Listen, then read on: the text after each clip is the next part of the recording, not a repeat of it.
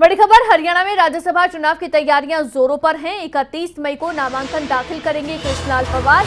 BJP के राज्यसभा उम्मीदवार हैं कृष्णलाल पंवार और नामांकन के वक्त मुख्यमंत्री मनोहर लाल मौजूद रहेंगे। साथ ही बीजेपी प्रदेश अध्यक्ष ओपी धनखड़ भी मौजूद रहेंगे। कई मंत्री और विधायक भी इस दौरान मौजूद रहेंगे। तो ये बड़ी खबर, हरियाणा में राज्यसभा चुनाव की तैयारियां जोरों पर हैं। बीजेपी की ओर से हरियाणा के पूर्व मंत्री कृष्णलाल पंवार का नाम तय किया गया है।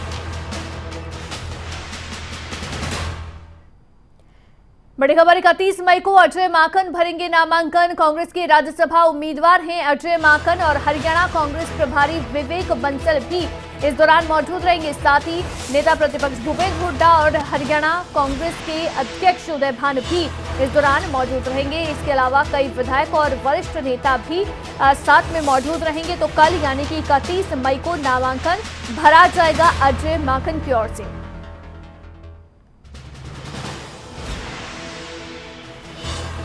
तो अजय माकन कल नामांकन भरेंगे। 31 मई को नामांकन उनकी ओर से भरा जाएगा। और इसके अलावा आपको बता दें कि इस दौरान हरियाणा कांग्रेस के अध्यक्ष उदय भान, नेता प्रतिपक्ष भूपेंद्र सिंह हुड्डा, साथ ही हरियाणा कांग्रेस के प्रभारी विवेक बंसल साथ में मौजूद रहेंगे। 31 मई को नामांकन भरा जाएगा। इस दौरान कई विधायक और नेता भी मौजूद रहेंगे। 3 तस्वीर हम आपको दिखा रहे हैं। बीजेपी से कृष्णलाल पंवार प्रत्याशी हैं, उम्मीदवार बनाए गए हैं राज्यसभा के लिए और कृष्णलाल पंवार कल नामांकन भरेंगे।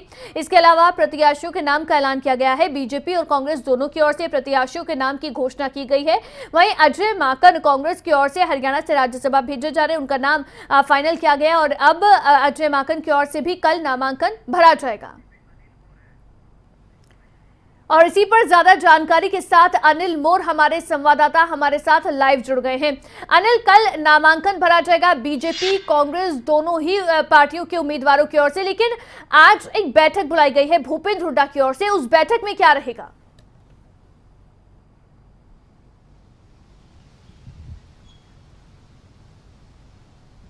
देखिए, जो आज भूपेंद्र सिंह हुड्डा के आवास पर बैठक बुलाई है, उस बैठक की अगर बात करें, नेता प्रतिपक्ष भूपेंद्र सिंह हुड्डा के आवास पर शाम 6 बजे कांग्रेस विधायक दल की बैठक होगी। जो इसमें हरियाणा कांग्रेस के तमाम विधायक हैं, सारे के सारे मौजूद रहेंगे।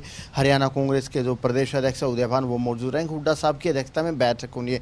इस बैठक में 2 विषयों पर खासतौर से चर्चा होगी। पहला विषय रहेगा राज्यसभा चुनाव।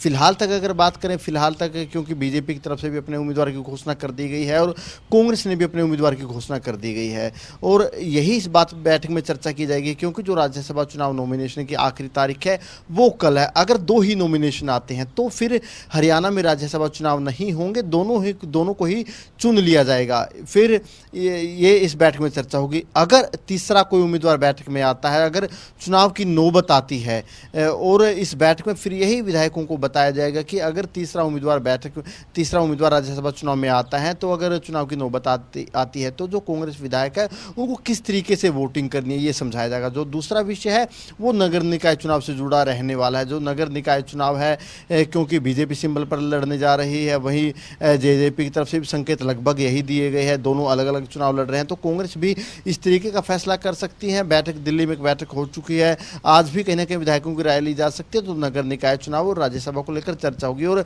इसी बीच मैं अवंतिका आपको एक बड़ी खबर देना चाहूंगा जिसकी हमें पूरी संभावना लग रही है, ऐसा हो सकता है। ये बिल्कुल बड़ी खबर है। फिलहाल तक अगर बात करें, बीजेपी की तरफ से कृष्णलाल पंवार का नाम डिसाइड किया गया है, वो राज्यसभा के उम्मीदवार होंगे, उनकी तरफ से कल नॉमिनेशन भरा जाएगा। कांग्रेस की तरफ से अजय माकन का है नाम, वो फाइनल किया गया, वो भी कल नॉमिनेशन भरेंगे। अगर 2 ही उम्मीदवार रहते हैं तो राज्यसभा चुनाव है जो 10 तारीख को होने, वो चुनाव नहीं होंगे। लेकिन एक बड़ी संभावना बन रही है, जो हमारे पुख्ता सूत्र हमें बता रहे हैं कि एक बड़ी संभावना यहाँ पर हो सकती है। वो संभावना ये है कि तीसरा उम्मीदवार चुनाव मैदान में आ सकता है। जो संभावना बनती दिख रही है, ऐसा संभव हो सकता है बीजेपी की तरफ से तीसरा उम्मीदवार चुनाव मैदान में उतारा जा सकता है। हालांकि बीजेपी और कांग्रेस की अगर बात करें, संख्या बल के आधार पर दोनों के पास एक एक सीट जानी है। एक कांग्रेस के पास जानी है, एक बीजेपी के पास जानी है। और एक सदस्य के राज्यसभा में जाने के लिए 31 सदस्यों की जरूरत है। कांग्रेस के पास भी आंकड़ा पूरा है, बीजेपी के पास भी आंकड़ा है। लेकिन जो अजय माकन का नाम डिसाइड हुआ उसके बाद से कहीं ना कहीं कांग्रेस में कई कई नेता असंतुष्ट नजर आ रहे हैं, क्योंकि अजय माकन की बात करें, अजय माकन दिल्ली की राजनीति करते हैं, दिल्ली से उनको हरियाणा में भेजा गया राज्यसभा के लिए, और कहीं ना कहीं कोशिश ये थी कि आला कांग्रेस आलाकमान की हरियाणा कांग्रेस में गुटबाजी ना, हालांकि हरियाणा की तरफ से रणदीप सुरजेवाला का नाम फाइनल था, लेकिन जब कांग्रेस आलाकमान को लगा कि रणदीप सुरजेवाला के वोटिंग के दौरान कोई क्रॉस वोट हो सकता है, तो रणदीप सुरजेवाला को कहीं ना कहीं एहतियातन तौर पर राजस्थान भेजा गया। फिर अजय माकन को, जो राजस्थान से राज्यसभा में जा रहे थे, उनको हरियाणा लाया गया, यानी कांग्रेस आलाकमान ने बीच का रास्ता निकाला। लेकिन जो हमारे पुख्ता सूत्र बता रहे हैं कि संभावना ऐसी बनती दिख रही है कि बीजेपी की तरफ से तीसरा उम्मीदवार उतारा जा सकता है, यानी बीजेपी का तो दूसरा रहेगा, टोटल वो तीसरा उम्मीदवार रहेगा। अगर अनिल किसी के नाम की कोई चर्चा इस समय चल रही है, अगर तीसरे चुनाव उम्मीदवार का जिक्र हम करें, या जो पुख्ता सूत्रों के हवाले से जानकारी इस समय, बड़ी जानकारी जो सामने आ रही है, कोई नाम, किसी नाम पर कोई चर्चा चल रही है इस समय?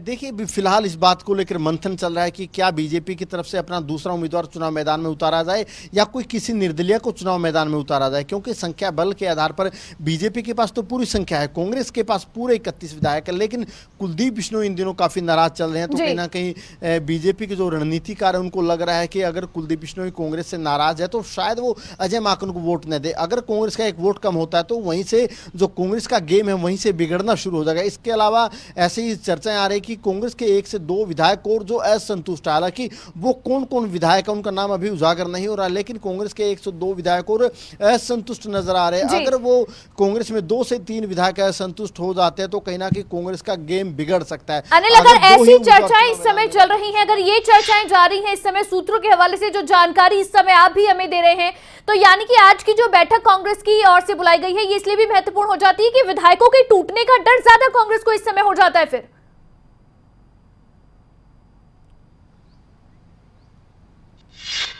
देखिए, फिलहाल जो रणनीतिकार है बीजेपी के, इसी बात पर रणनीति बना रहे हैं कि अगर कोई तीसरा मैदान में आता है, बीजेपी का दूसरा उम्मीदवार हो या कोई निर्दलीय उम्मीदवार हो, तो कहीं ना कहीं जो कांग्रेस का गेम प्लान है वो बिगड़ सकता है, क्योंकि कांग्रेस में अंदर खाते काफ़ी नाराजगी है। कुलदीप बिश्नोई बिल्कुल 100% नाराज यहाँ पर नजर आ रहे हैं। इसके अलावा 1 से 2 विधायक हो रहे जो कहीं ना कहीं इस फैसले से खुश नहीं है। तो ऐसे में रणनीति इस बात को बनाई जा रही है कि अगर कोई तीसरा मैदान में आ जाता है, तीसरा या वो बीजेपी का उम्मीदवार हो सकता है या वो फिर कोई निर्दलीय हो सकता है। जिस तरीके से सुभाष चंद्रा ने जब चुनाव लड़ा था, आपको याद होगा 6 साल पहले, उन्होंने भी निर्दलीय चुनाव मैदान लड़ा था, बीजेपी का उनको समर्थन था। तो इस बात को लेकर रणनीति बनाई जा रही है। इसी को लेकर जो हरियाणा कांग्रेस की बैठक होगी, अगर 2 ही मैदान में चुनाव में 2 ही उम्मीदवार रहते हैं, कृष्णलाल पवार और अजय माकन, तो दोनों का राज्यसभा में जाना बिल्कुल कन्फर्म है। चुनाव की नौबत नहीं आएगी, दोनों को सर्टिफिकेट दे दिए जाएंगे। लेकिन अगर कोई तीसरा उम्मीदवार चुनाव मैदान में आता है, वो भले ही बीजेपी का उम्मीदवार हो, भले ही निर्दलीय उम्मीदवार हो,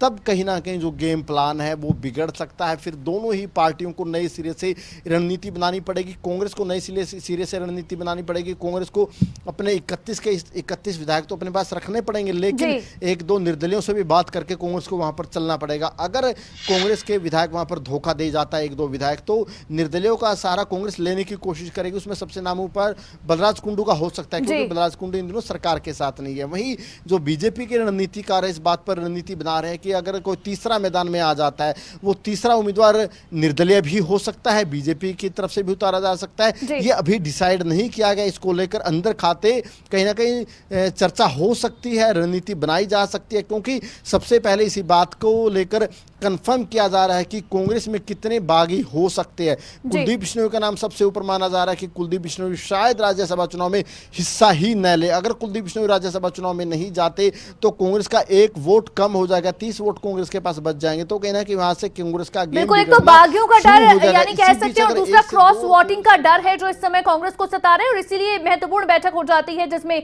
चर्चा की जाएगी। और ऐसे में कहीं कांग्रेस का खेल ना बिगाड़ दिया जाए, वो भी सबसे बड़ा डर इस समय कांग्रेस पार्टी को। बड़ी जानकारी जो आपकी ओर से दी गई। इसी बीच अनिल, आपको यहां पर रोकना चाहूंगी, लेकिन साथ ही आपको बता दें कि इस समय जो ये नामांकन का दौर है, नामांकन कल होना है, लेकिन उससे पहले बीजेपी कांग्रेस दोनों की ओर से अपने अपने प्रत्याशी मैदान में उतारे गए हैं।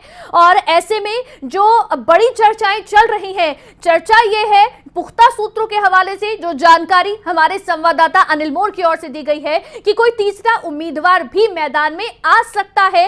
ऐसी भी संभावनाएं इस समय बनी हुई है। या तो बीजेपी की ओर से कोई मैदान में तीसरा उम्मीदवार उतारा जा सकता है, या फिर कोई निर्दलीय तौर पर तीसरा उम्मीदवार उम्मीदवार मैदान में आ सकता है। तो ऐसे में क्या कुछ रहेगा पिक्चर में, क्या अभी पिक्चर बाकी है या फिर 2 ही उम्मीदवार ये स्पष्ट तौर पर रहेंगे, ये फिलहाल देखना होगा। लेकिन बहुत कुछ है जो अंदर खाने चल रहा है।